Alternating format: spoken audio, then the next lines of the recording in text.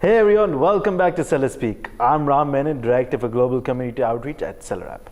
After a busy holiday season, we are in somewhat of a slow quarter in terms of business. However, many sellers are still out there trying to find the right product to sell in Amazon. After you finalize the product comes the most critical part of sourcing these materials. Today we have Tim Jordan, an expert from importing from China.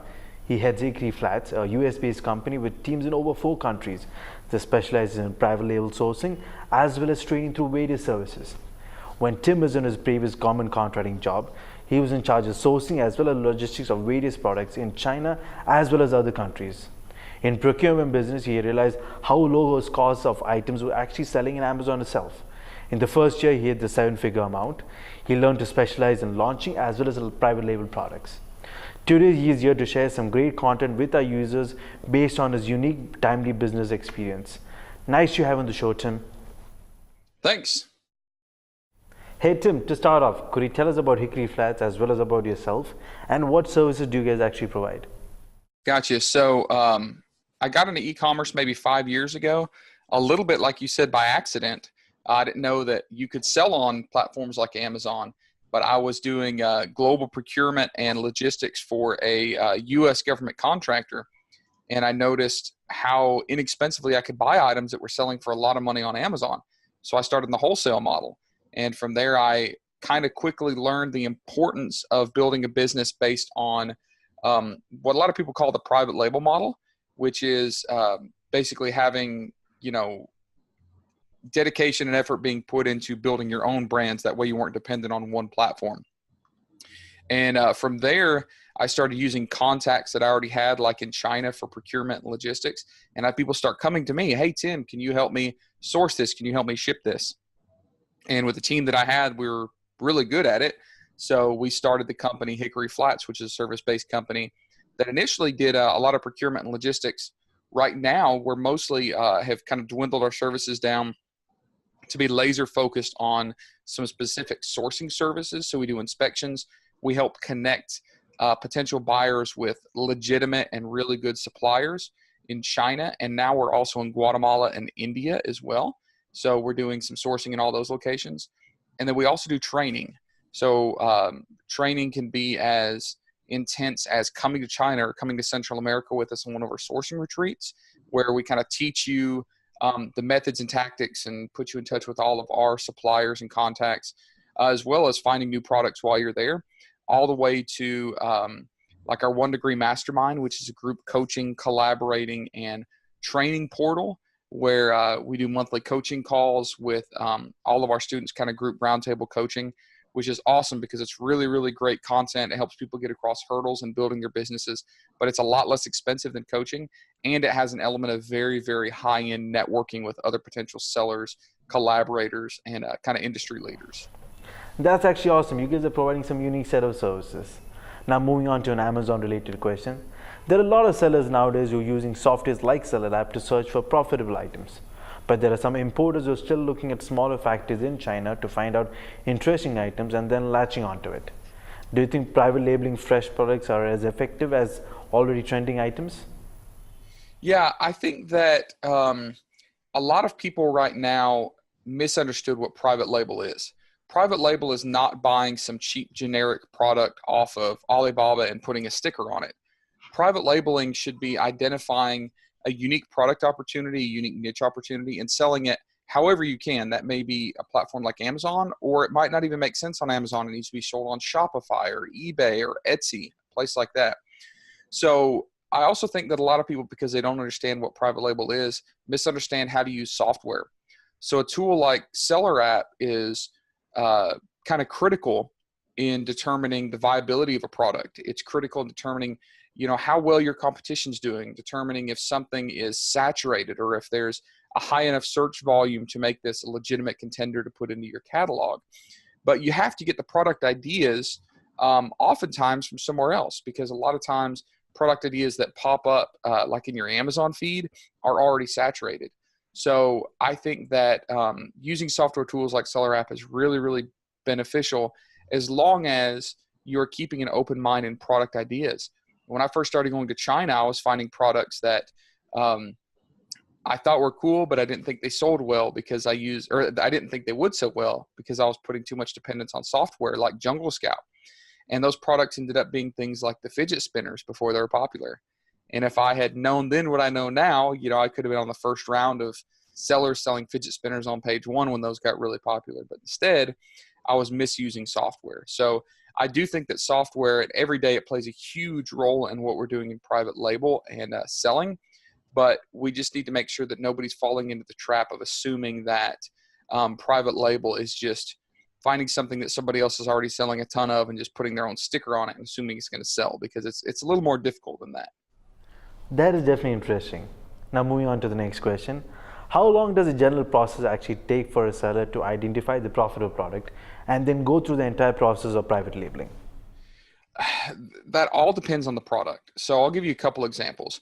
Most people think that sourcing from, let's say, China is super easy. You identify something, you validate it based on keyword research and competition, and then you order it and sell it. No, it takes a little bit longer than that, which isn't a bad thing because it also creates a barrier to entry from other people. Typically, I say that a full-blown private label launch on a new product from China takes about 6 months. So it might take you 2 or 3 weeks to research it and determine, hey, I think I'm going to move forward with this, looking at the data. Then, it might take you a week or two to find a supplier and then get samples from the supplier and think, maybe these samples aren't good. Let's find a new supplier and order more samples. And then by the whole time that whole process goes through, you're in it maybe a month and a half. Now, I tell people to always measure twice, cut once. Okay, measure it twice, cut once. And what I mean by that is test, test, test. Do not take a product that software alone says is good and buy 2,000 or 5,000 or 10,000 units. Go a little slowly, buy a small minimum order quantity, even if it's not customized, even if it doesn't have the exact color and packaging and branding that you want. Get a small order quantity where you can test the keywords, load it into Amazon, run tests with PPC campaigns, and try to find something that has a low cost per click, which means low competition with high impressions. Identify those keywords, and then reach out to the manufacturer and do your custom branding, your custom logos, your custom production and colors and packaging. So all said, going the traditional route of private label can take 5 to 6 months, but that's a good thing, because if it were super easy, everybody'd be doing it. I tell listeners and I tell followers to not get into the habit of believing all the hype that it's, super quick and super fast. But if you set up a replicatable process, the opportunity is endless, because there are a million products out there that need to be found and put on these platforms and sold well. You just have to take the time to find them. That actually makes sense. For sellers who are working with factories directly, how do you ensure consistent product quality and standards are met with every shipment? So, especially when it comes to China, there's 2 things that you have to do. You have to trust your supplier, and you have to not trust your supplier. Okay? Now, what I mean by that is you have to have a degree of both. When I say you have to trust your supplier, what I really mean is you have to build a personal relationship with them. Okay? These suppliers have a ton of inquiries that are constantly coming in. They have a ton of opportunities jumping to new products or new sales platforms or new vendors or new buyers. If you have a personal relationship with them, they're going to be more likely to make sure that your quality is good, that your pricing is good, that you get first priority on production runs. That relationship with a supplier can go as simple as just sending them nice, polite messages and telling them that you appreciate them and that you look forward to building your business with them. They can advance all the way up to, like, I've got a supplier that one day he had me out at a nice dinner in Shanghai, and he told me that his son is a big fan of NBA basketball players and that he loves Allen Iverson as the player. So I locked that in the back of my head, and the next time I came to China several months later, I messaged him on WeChat and I said, "What size shoe does your son wear?" And he sent me a shoe size. And I got online and I bought like 3 pairs of Reebok Allen Iverson shoes. And they were closeout. They were wholesale, $25, $30 a pair. But in China, you can't get them because they're so high in demand. So I brought that factory owner 3 pairs of Allen Iverson shoes for his kid. And I was his best friend, and I still have a great relationship with him. So build that relationship to make sure that you're getting high priority in quality, price, and production schedule. Now, on the flip side, understand that Chinese culture is very different than Western culture, okay? I can place an order and get a high quality and the next time I order, I'll say, hey, can you shave, 3% off the price because my margins are going down? They might say yes. I'm assuming that the order will be the exact same as the last time. But when I ask them to shave 3% off the price, they might shave off a little bit in material or a little bit in packaging quality. So they're not cheating you. They're not out to get you. They're just trying to put something in your budget, right? China is also what we call a yes society. It is polite to say yes. It's impolite to say no. So if you ask them, hey, is the quality good on this? They're going to say yes. Don't necessarily trust that. So you've got a personal relationship with them. That's great. But you also always have to get third-party inspections, okay? So what I do is when we place an order, we give them a deposit and we tell them, hey, we're going to do a full production inspection prior to paying you the final remaining balance. And then what they do is they know that it's going to be inspected. So they're going to, dot all their I's and cross all their T's and make sure that the production's perfect. Then when they say the production run is done, we send a third-party inspection service. We actually have our own. If you guys are interested in inspection services, check out our website, hickory-flats.com. We have inspection services. And we'll send our inspectors in and do a full inspection and make sure that we're happy with the outcome. Now, are there going to be some defects? Sure. There's always going to be 1 or 2% defects. And those could be as simple as just a fingerprint on the glass, can cause that as a failure. It's not something that's going to cause you a problem as a reseller. But get those inspections done. Make sure that you're satisfied with the production run before you pay them the remaining balance. Okay, if they know that you're not going to pay them the balance until the production run is done, then you're in great shape. That means you're holding all the cards, you're holding all the poker chips.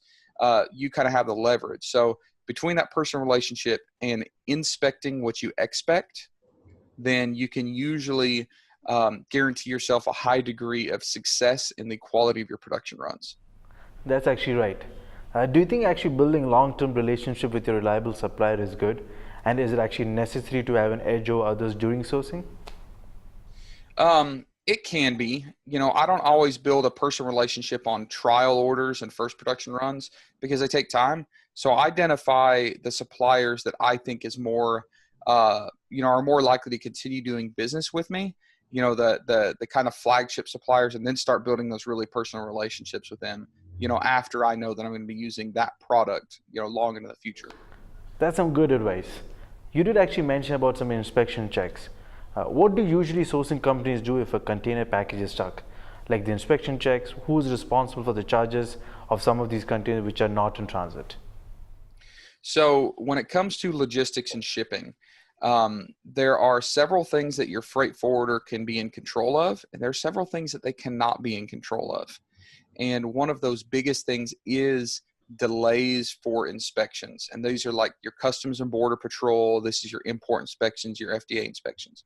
So, we've shipped a lot of products, and no matter how perfect our paperwork is and how simple the product is, sometimes our containers or our air shipments just get flagged for inspections.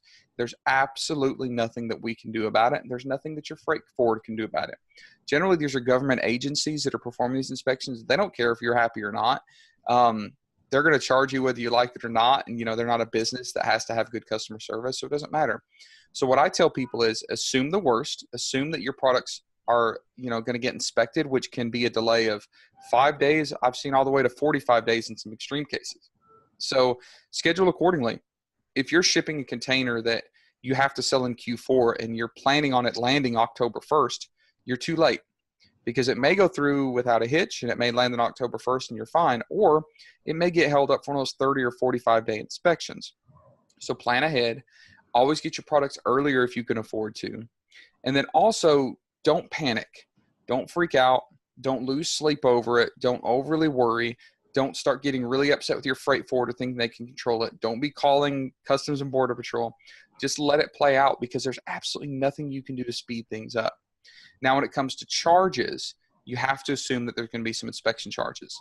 For what they call a VAXIS exam, which is like just an X-ray exam, that's where someone at the port says, hey, we want to run an X-ray across this container and just see what's in there, make sure it is what it's supposed to be.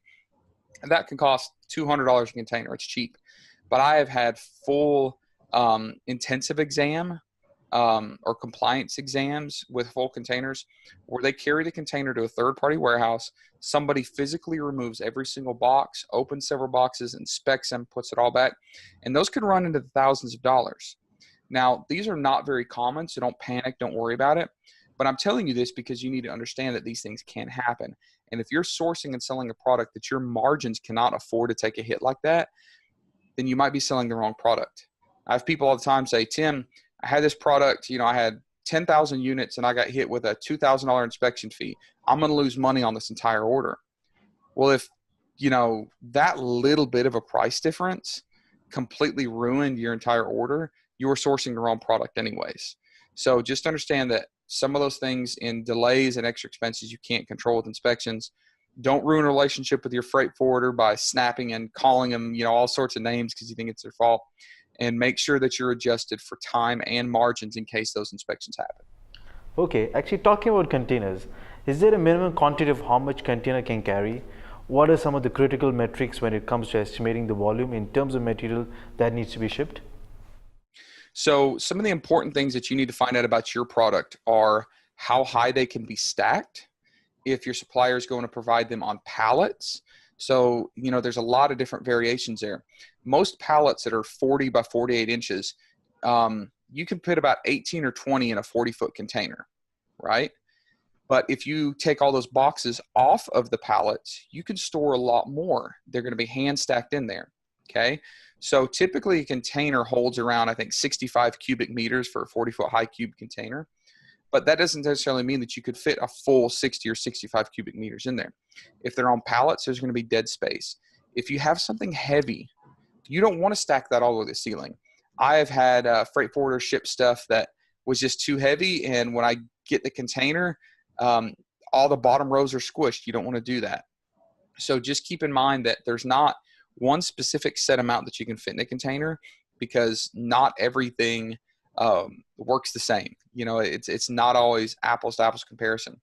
Also, there's a weight limit on those containers. So, people are thinking about volume. Oh, I can put 65 cubic meters of, metal something, some sort of metallic item, right? And they're heavy. The boxes are strong. You can stack them, 30 feet high and they won't collapse. But if your overall weight is higher than the trucks can carry legally, then you're going to be in a really bad position. And I've accidentally done that before. I've looked at volume only, and I've loaded up containers with heavy stuff, and it was like 14,000 pounds overweight when it landed in the U.S., and I couldn't even get a trucking company to carry it. So I had to hire a team at the port to unload these big pieces of machinery that I had shipped on this container, split it up into 2 trucks and ship it. That cost me another like $7,000 or $8,000. So there's not just one metric that you use. It has to do with your product, who's stacking it, how it's being stacked, if it's on pallets, if it's fragile, and also be careful that you don't go over your total container weight, which is typically about 35,000 pounds on average. Is it recommended for the importers to be there during this shipment, when the loading actually happens? Not necessarily. If you have that good relationship with your supplier, and you trust them to ship your stuff correctly, that's no problem. I have actually flown to China to supervise the loading of some containers of highly specialized equipment. And there's also equipment that had to be disassembled before it would go in the container because it was too big. So of course I want to see how they disassembled it and loaded it. That way when it landed at the final location, which in this case was actually East Africa, I was there to unload it and supervise it and make sure that we assembled it correctly. But generally speaking, your suppliers want to do a good job for you. They want to make you happy so you keep coming back for business. So they're not going to do something silly like incorrectly load a container generally. It happens sometimes, but generally speaking, you can trust your suppliers to know how to load that product because they want it to arrive in good condition so you keep reordering from them.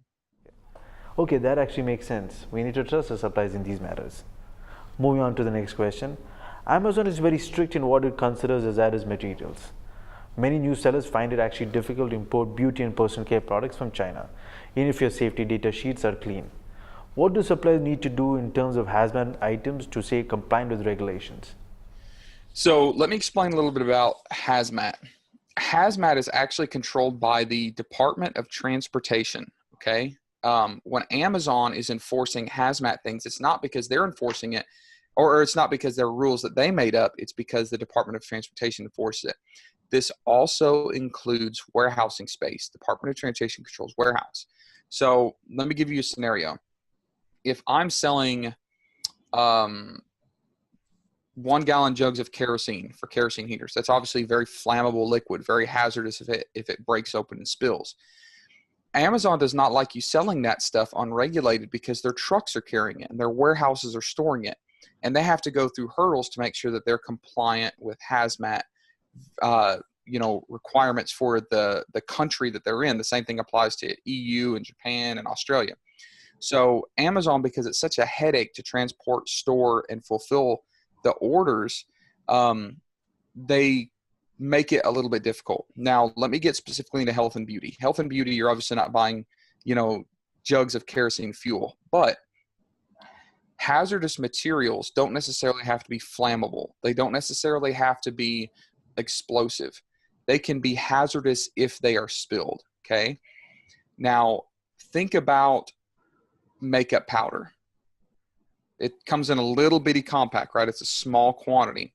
But what if I have 10 pallets of that? And what if those 10 pallets are all in one truck? Now we've got a lot of powder. And what if that truck flips over on the road and all that stuff spills out and it rains? And now all this powder washes down into the rainwater collection system. We now have a hazardous material incident because that material is hazardous to aquatic life, to vegetation, to things like that, okay? So when we think of hazmat, we think of nuclear, explosive, poison, flammable. No, it's anything that can just be a hazard to life, whether it's aquatic life or human life or anything like that. So believe it or not, cosmetics are very, very highly regulated under hazmat regulations. Also think of like powder. Think if a pallet in the Amazon warehouse falls off of a top shelf and all these boxes blow up and all that powder in there becomes airborne and people are breathing it in. Is it going to cause respiratory problems? Is it going to cause them to cough and choke and have allergic reactions? So hazmat products or hazardous material products need to have a whole lot of documentation.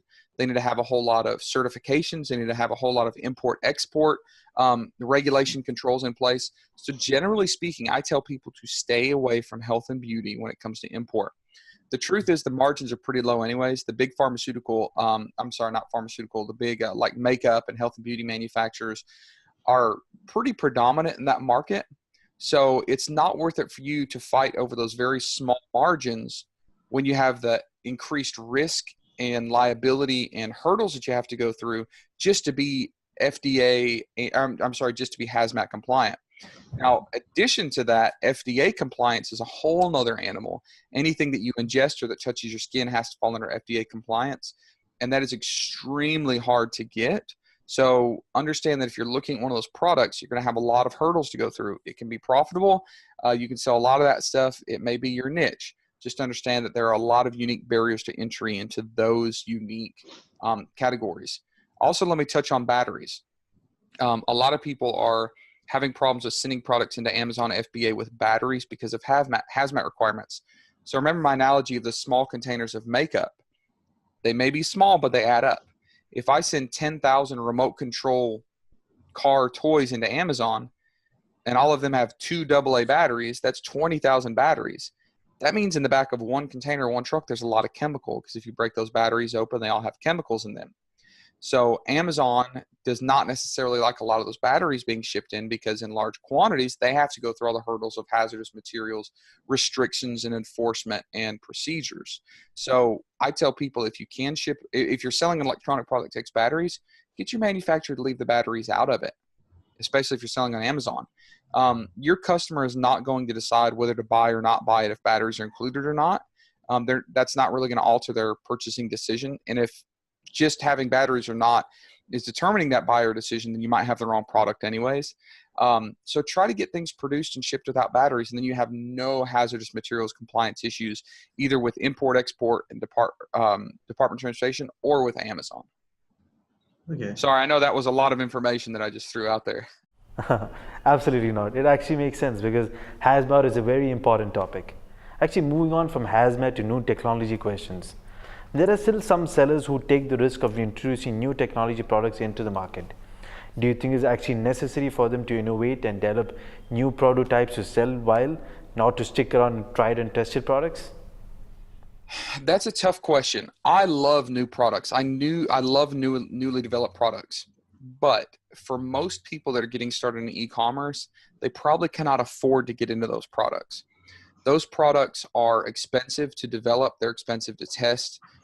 You might have, in one electronics product, 15 or 20 different plastic molds, and you've got soldering joints, and you've got software or hardware involved in that.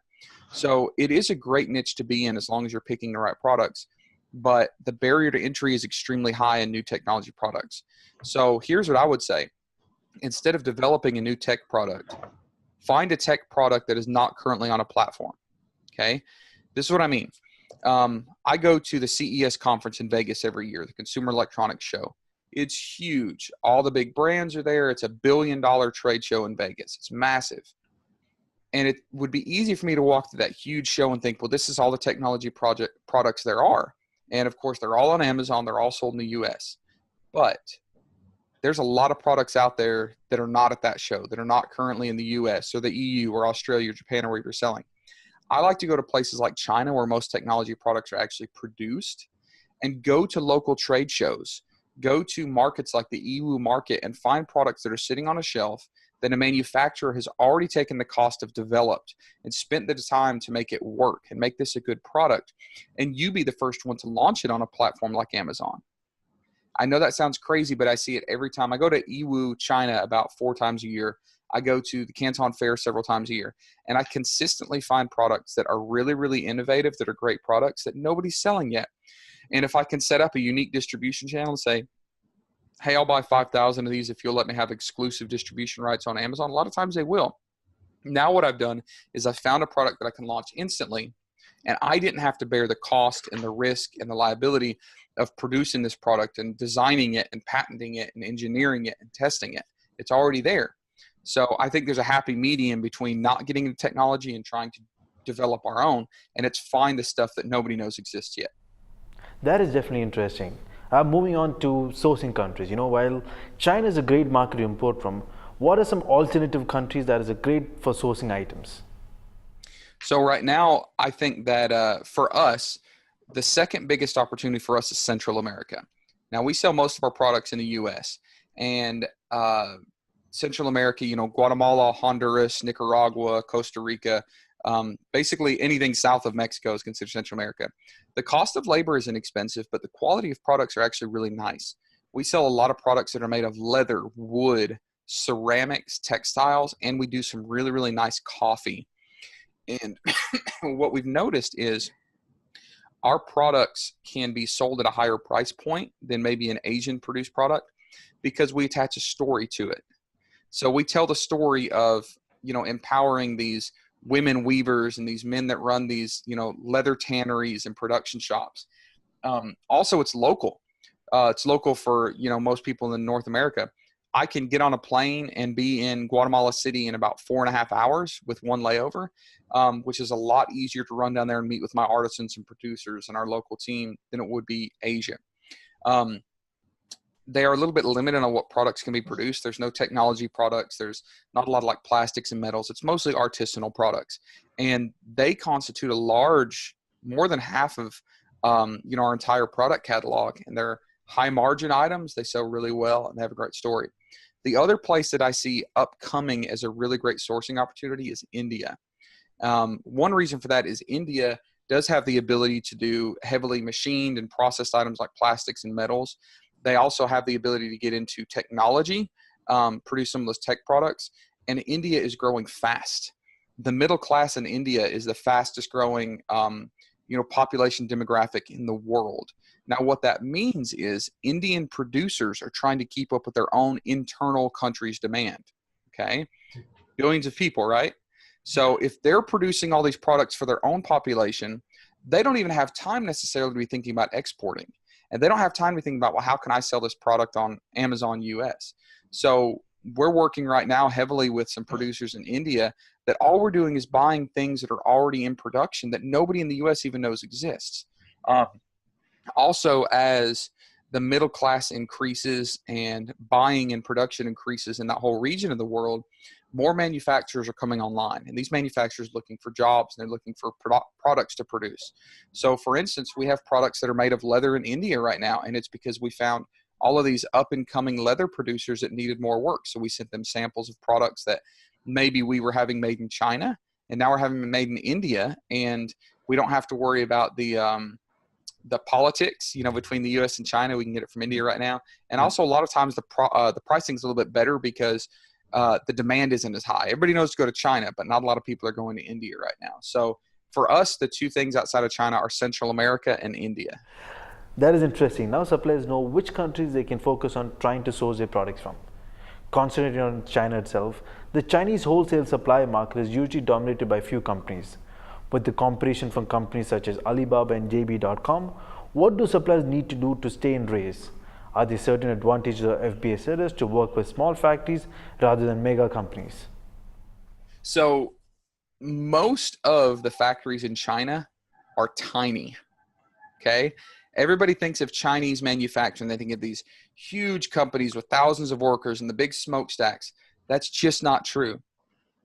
90% of China's manufacturing are tiny little workshops. They might be a small building with a small workshop in the ground floor, and the family lives on the second floor. And this workshop might be dingy and cold and ugly, but it's got the most high-tech injection molding plastic, manufacturing device ever made in the world right in the middle of that floor, and they're pumping out great products. Most of these small companies do not have an export department. They do not have an international sales team. They do not have translators, right? So what happens is they rely on resellers. And those resellers are who you see on Alibaba generally. Now, getting back to the question, the large factories, the ones that make things like Anchor and these well-known companies, they are large enough to have export departments. They're large enough to have very bilingual sales staff. They're large enough to have their own e-commerce platform managers. So when I'm looking for a product opportunity like from China, I'm looking for the small factories because they're less likely to compete with me. They're less likely for other people to find them and compete on the same product. Everybody knows about the big factories. Those are the guys that you see at like Canton Fair, and you got all this competition.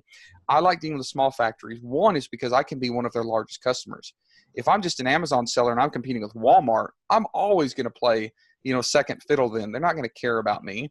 But if I am, constituting 60% of the production of a small family-owned factory, they're always going to take good care of me. They're going to make sure that their service, that their production, their prices are good because they don't want to lose me. But that's actually great because if I want to deal with the small factories, keep in mind that that's most of what China's manufacturing is. So it creates an incredible opportunity for sellers like us because there are a lot more small factories out there than there are big factories. That is actually enlightening because a lot of sellers actually don't know about this. To round off our discussion, Tim, to all the sellers bringing out items from China, it is usually difficult to find supplies as they lack contacts with these Chinese manufacturers.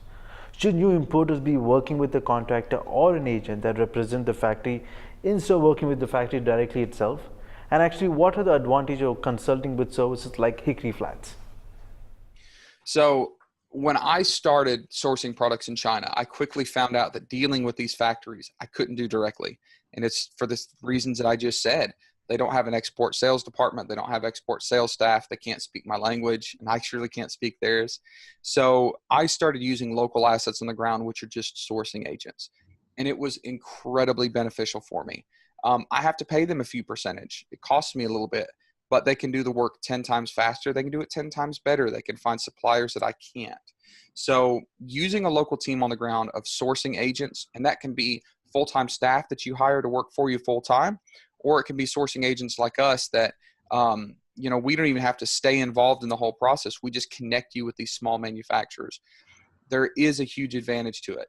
If you are going to the same platforms as everybody else, if you're going to Canton Fair, if you're going to Alibaba, all of your competition is looking for those same suppliers too. Unless you do something different than them, you're always going to be neck and neck with them in the business building race because you're doing the same thing.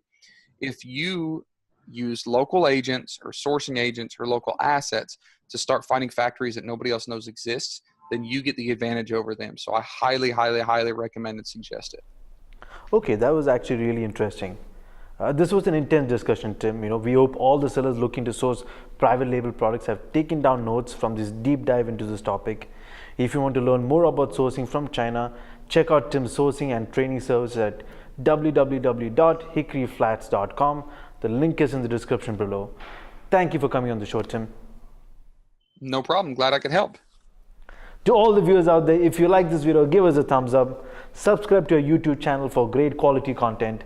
Follow us on Facebook as well as Instagram for further updates.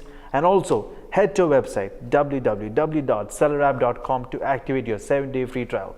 Stay tuned for more SellerApp sessions. Have a good day. Bye.